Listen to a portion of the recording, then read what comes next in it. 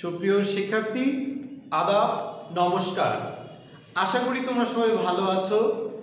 তো আজ আমি তোমাদের সামনে বাংলা দ্বিতীয় পত্র পঞ্চম অধ্যায়ের তৃতীয় পরিচ্ছেদ বাচ্য এবং বাচ্য চেনার উপায় এই বিষয়গুলো নিয়ে তোমাদের সামনে হাজির হয়েছি।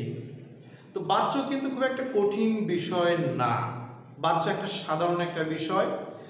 তো মৌলিক আলোচনা করে কিভাবে শর্টকাটে এই বাচ্যগুলো ধরতে পারো সেই বিষয়টাও আমি বুঝিয়ে দেবো আজকে। তো বাচ্য কি? বাচ্য হচ্ছে প্রকাশভঙ্গি। তো আমরা একভাবে কথা বলতে পারি না। আমরা কথা বলার সময় কখনো কর্তা, কখনো কর্ম, কখনো ক্রিয়ার উপর জোর দিয়ে থাকি। তো যখন আমরা কথা বলার সময় কর্তার উপর জোর দিই তখন কিন্তু ক্রিয়াকর্তার অনুসারী হয়, তখন তাকে বলা হয় কর্তৃবাচ্য।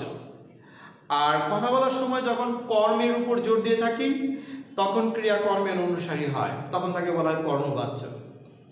এবং যে বাক্যে ক্রিয়ার প্রাধান্য থাকে, কর্তা বা কর্ম কোনোটারই প্রাধান্য থাকে না, তখন তাকে বলা হয় ভাববাচ্য।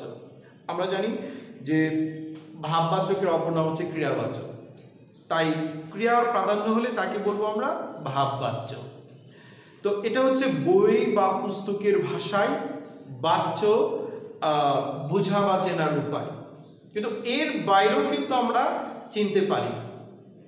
তোমরা খেয়াল করো, আমি বোর্ডে লিখেছি যে কর্তৃবাচ্য সাধারণ বাক্য, কর্মবাচ্য দ্বারা দিয়ে কর্তৃক থাকবে, অর্থাৎ একবারে সব থাকবে না, যে কোনো একটা দ্বারাও থাকতে পারে, দিয়েও থাকতে পারে, আবার কর্তৃকও থাকতে পারে। এবং ভাববাচ্য দুটি ক্রিয়া থাকবে। তো আমরা অনায়াসে বুঝতে পারবো যে যে বাক্যে দুটি ক্রিয়াপদ রয়েছে সেটি ভাববাচ্যের বাক্য। আর যে বাচ্যে বা বাক্যে দ্বারা দিয়ে কর্তৃক যে কোনো একটা যদি থাকে তাহলে আমরা ধরে নিব সেটা কর্মবাচ্যের বাক্য।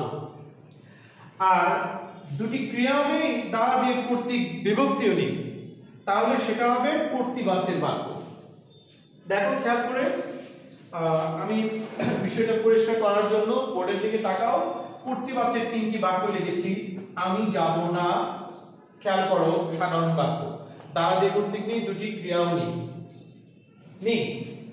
তুমি ঢাকা যাবে, তোমরা কখন এলে। এই তিনটি বাক্যে কিন্তু আমরা দেখতে পাচ্ছি যে দ্বারা দিয়ে কর্তৃক বিভক্তিও নেই, আবার দুটি ক্রিয়াও নেই। সুতরাং যদি দুটি ক্রিয়াও না থাকে এবং দ্বারা দিয়ে কর্তৃক নাও থাকে তাহলে চোখ বন্ধ করে নৈর্ব্যক্তিক যদি আসে এটা কোন বাচ্যের বাক্য, আমরা কর্তৃবাচ্যের বাক্য, সেটা চোখ বন্ধ করে যদি আমরা দাগিয়ে দিই আমাদের হবে, কোনো ভুল হবে না। কর্মবাচ্যের বাক্য দ্বারা দিয়ে কর্তৃক বিভক্তি থাকবে। দেখো, বিদ্বান সকলে তারা আদৃত হন, দেখো দ্বারা আছে কিন্তু বাক্যে। বিশ্বজগৎ খোদা তাআলা কর্তৃক সৃষ্ট হয়েছে, দেখো কর্তৃক আছে। মোবারক কর্তৃক পুস্তক পঠিত হচ্ছে, দেখো কর্তৃক আছে। তোমরা তোমার পাঠ্য বই যদি নাও এরকম কিন্তু আরো অজস্র উদাহরণ তোমরা দেখতে পাবে। দেখো বোর্ড বই আমি যদি বলি কর্তৃবাচ্যের আরো কিছু উদাহরণ বা কর্মবাচ্যের আরো কিছু উদাহরণ আমি যদি বলি, তোমরা নিশ্চয়ই বইটার সামনে নিয়েছো। তো খেয়াল করে দেখো, বিদ্বানকে সকলেই আদর করে, দেখো এখানে কিন্তু দ্বারা দিয়ে কর্তৃকও নেই, আবার দুটি ক্রিয়াও নেই। খোদা তাআলা বিশ্বজগৎ সৃষ্টি করেছেন, এটা আমরা বোর্ডে দেখেছি।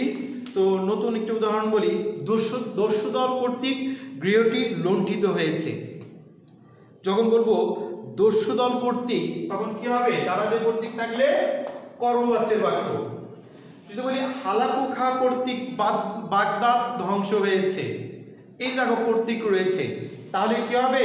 কর্মবাচ্যের বাক্য। তো একটু খেয়াল করো, আমরা ভাববাচ্যের বাক্য সম্পর্কে দেখি। তোমাকে হাঁটতে হবে, হাঁটতে আবার হবে, দেখো দুটি ক্রিয়া কিন্তু রয়েছে। তার যেন আশা, আশা আবার হয়, দেখো দুটি ক্রিয়া। আমার যাওয়া, যাওয়া আবার হবে না, দেখো দুটি কিন্তু ক্রিয়া রয়েছে। আমরা ভাববাচ্যের যে তিনটা বাক্য দেখলাম সেই তিনটা বাক্যেই দুটি ক্রিয়া রয়েছে। তো বললাম তোমাকে হাঁটতে হবে, তোমরা দেখলে একটা উদাহরণ। এবার একটা গান করা হোক। দেখো তোমার বইয়ের উদাহরণে 198 পৃষ্ঠায় দেয়া আছে উদাহরণগুলো।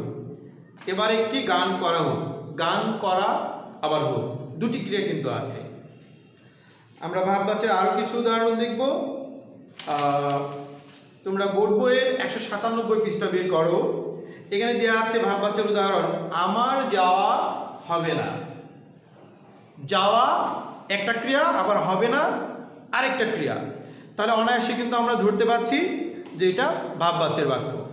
তো এরপরে আমরা বিভক্তি নির্ণয়টা একটু দেখব, যে বিভক্তি নির্ণয়ের ক্ষেত্রে কোন বাচ্চে কোন বিভক্তি হয়। তবে এটা বোঝার একটা সহজ টেকনিক তোমাদের সামনে উপস্থাপন করছি।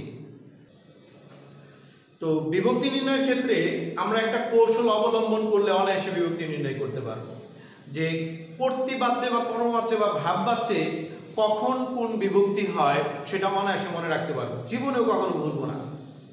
তোমাদের শুধু খেয়াল রাখতে হবে কর্তৃবাচ্য সমান 0026। আমরা মোবাইল নাম্বার কিন্তু অনেকেই এক বা একাধিক মোবাইল নাম্বার মুখস্থ করে থাকি। তো সামান্য এটা আমাদের মুখস্থ করতে পারবো। কর্তৃবাচ্য সমান 0026, কর্মবাচ্য সমান 302, ভাববাচ্য সমান 236। তো দেখো এটা যদি মুখস্থ করতে পারো, আমি আশা করি তোমরা তোমাদের এই ক্লাস করছো, অবশ্যই খাতাগুলো তোমাদের সামনে আছে, আমি আশা করবো এটা লিখে নিবে। দেখো কর্তৃবাচ্যে কর্তায় 00 মানে আসলে শূন্য বা প্রথম বিভক্তি কি বলা বোঝানো হয়েছে। তাহলে 236, 2 মানে দ্বিতীয় বিভক্তি, 3 মানে তৃতীয় বিভক্তি, আর 6 মানে ষষ্ঠী বিভক্তি। তাহলে আমরা বলতে পারি এভাবে যে কর্তৃবাচ্যে কর্তায় 0 বা প্রথম বিভক্তি হয়, কর্মে 0 দ্বিতীয় বা ষষ্ঠী বিভক্তি হয়। কর্মবাচ্যে কর্তায় তৃতীয়া আর কর্মে 0 বা দ্বিতীয় বিভক্তি হয়। ভাববাচ্যে কর্তায় কখনো দ্বিতীয়া, কখনো তৃতীয়া, আবার কখনো ষষ্ঠী বিভক্তি হয়, কিন্তু ভাববাচ্যে কর্মে কিন্তু কোনো বিভক্তি হয় না, কর্তায় হয় তৃতীয়া, তৃতীয়া, ষষ্ঠী বিভক্তি। তো আমরা অনায়াসে কিন্তু যদি এই টেকনিকটা একটু কৌশল করতে পারি, যে কর্তৃবাচ্য সমান 0026, কর্মবাচ্য সমান 302, ভাববাচ্য সমান 236 ক্রস, তাহলে কিন্তু কোথায় কোন বিভক্তি এটা আমরা নির্ণয় করতে পারবো। উদাহরণে তোমাদের বোর্ড বইয়ের যে অনুশীলনী নৈর্ভিত্তিকগুলো দেওয়া আছে, এই অনুশীলনী নৈর্ভিত্তিক 9টার ভিতরে 6টাই দেওয়া আছে আমাদের এই বিভক্তি কেন্দ্রিক প্রশ্ন। তো তোমরা সামনে বই নিয়েছো, আশা করি দেখো।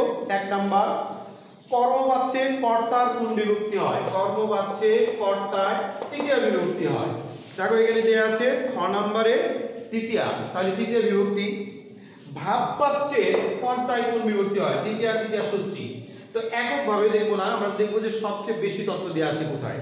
তাহলে এখানে ভাববাচ্যে কর্তায় ষষ্ঠী, হ্যাঁ আছে, প্রথমা নাই, দ্বিতীয়া আছে, কিন্তু ষষ্ঠী বা দ্বিতীয়া, তাহলে ষষ্ঠী বা দ্বিতীয়া এখানে তথ্যটা বেশি আছে, এটা আমরা দিতে পারি। এখানে তৃতীয় বিভক্তিটা দেয়া নেই, তৃতীয় দিলে পরে প্রশ্নটা আরো স্বয়ংসম্পন্ন হতে পারত। 3 নাম্বার দেয়া আছে কর্তৃবাচ্যে কর্মে কোন বিভক্তি হয়। প্রথমা বা 0, দ্বিতীয়া, ষষ্ঠী। দেখো এখানে দেয়া আছে ঘ নাম্বারে দ্বিতীয়া, ষষ্ঠী বা 0। তা আমরা কিন্তু অ্যানসারটা পেয়ে গেলাম। আবার বলছে যে ভাববাচ্যের বাক্যকে কর্তৃবাচ্যে রূপান্তরিত করতে হলে কর্তায় কোন বিভক্তি হয়। তাহলে কর্তৃবাচ্যের কর্তায় 0 বা প্রথমা বিভক্তি, তা আমরা অনায়াসে দিতে পারি। এটা প্রশ্ন আছে 7 নম্বরে, যে 7-এর সঠিক উত্তর খ, প্রথমা বিভক্তি। তো আমরা কর্তৃ, কর্ম এবং ভাববাচ্য সম্পর্কে জানলাম। আরেকটা বাচ্য আছে যেটাকে বলা হচ্ছে কর্ম কর্তৃ বাচ্য। কর্ম কর্তৃ বাচ্য সম্পর্কেও আমাদের একটু ধারণা রাখতে হবে, যে কর্ম কর্তৃ বাচ্য কি। যেখানে কর্মপদ কর্তার ন্যায় কাজ করে এবং কর্তা উজ্জ্ব থাকে। প্রধান বৈশিষ্ট্য হচ্ছে কর্মপদ থাকবে কিন্তু কর্তাটা উজ্জ্ব থাকবে। আর কর্মপদ চেনার উপায় কি, কি বা কাকে দ্বারা ক্রিয়াকে প্রশ্ন করলে আমরা সাধারণত কর্মকে চিনতে পারি। বলা আছে যে বাঁশি বাজে, বাঁশি বাজে। খেয়াল করো, কি বাজে, বাঁশি বাজে। তাহলে বাঁশি কি এমনি এমনি বাজে? তাহলে কেউ না কেউ কিন্তু বাজাচ্ছে, যে বাজাচ্ছে সে আড়ালে আছে। এমন বলতে পারি সাইকেলটা দ্রুত চলে, কলমটা লিখে ভালো। তো কলম এমনি এমনি লেখে না, কেউ কেউ না কেউ লিখছে। তো আশা করি সুপ্রিয় শিক্ষার্থী, আজকের এই বাচ্য সংশ্লিষ্ট ক্লাসটি তোমরা বুঝতে পেরেছো। তো আগামী ক্লাসে অন্য আরেকটি বিষয় নিয়ে তোমাদের সামনে হাজির হব। সে পর্যন্ত ভালো থাকো, সুস্থ থাকো, এই কামনায় আজকের ক্লাস থেকে এখানে বিদায় নিচ্ছি। আদাব, নমস্কার।